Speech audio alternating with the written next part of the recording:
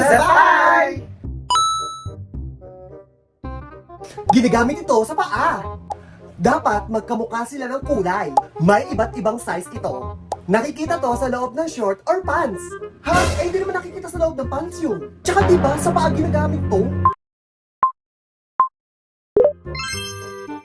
Ah, ba't ako yung spy? Sige, next round na. For sure, hindi na ako yung spy dyan. Dito tayo kumakain ng pagkain. Siyempre, dito tayo naglalagay ng rice. Pwede ka rin maglagay dito ng ulam. Dito tayo umiinom. Ha? Eh, paano kayo inom dito? Alam nyo, feel ko, ang spy uli dyan yung number 4.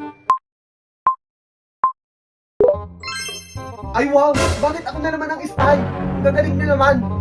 Sige, next round na tayo. Ginagamit ito ng baby. Ginagamit ito kapag nagdadalaga ang isang babae. Dito tumatae yung mga baby. Dito umiihi yung mga baby. Girl, pansanggol yata ito, hindi siya pandalaga.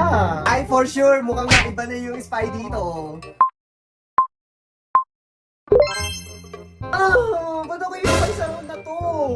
Tara, isa pang round. Wala! Ikaw na talo ngayon.